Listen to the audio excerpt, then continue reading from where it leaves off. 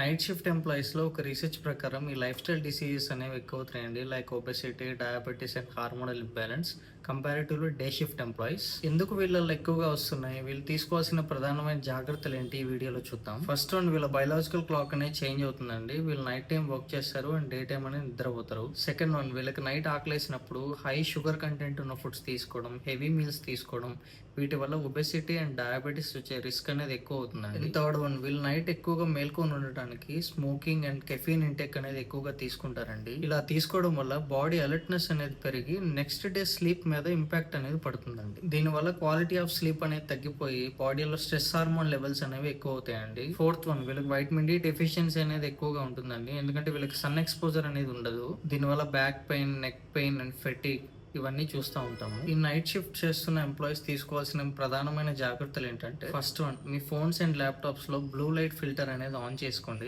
దీనివల్ల మీకు eye strain అనేది తగ్గుతుంది అండ్ హెడ్ ఏక్స్ కూడా రావండి. నైట్ టైం మీరు హెవీ ఫుడ్ అనేది అవాయిడ్ చేయండి. దీనికి రీప్లేస్మెంట్ గా మీరు ప్రతిరోజు మీ ఫోన్ లో ఒక రిమైండర్ అనేది పెట్టుకోండి. ఫ్రూట్స్ కానీ నట్స్ కానీ మీరు షిఫ్ట్ కి వెళ్లే ముందు తీసుకెళ్ళండి. అండ్ మార్నింగ్ టైం మీరు నిద్రపోయేటప్పుడు మీ రూమ్ లోకి లైట్ అనేది రాకుండా చూసుకోండి, లేదా ఐ మాస్క్ అనేది పెట్టుకోండి. దీనివల్ల మీకు బెటర్ క్వాలిటీ స్లీప్ అనేది ఉంటుంది. ఎర్లీ అవర్స్ లో కెఫీన్ అండ్ స్మోకింగ్ అనేది అవాయిడ్ చేయండి. దీనివల్ల మీకు బెటర్ క్వాలిటీ స్లీప్ అనేది మీకు వస్తుంది.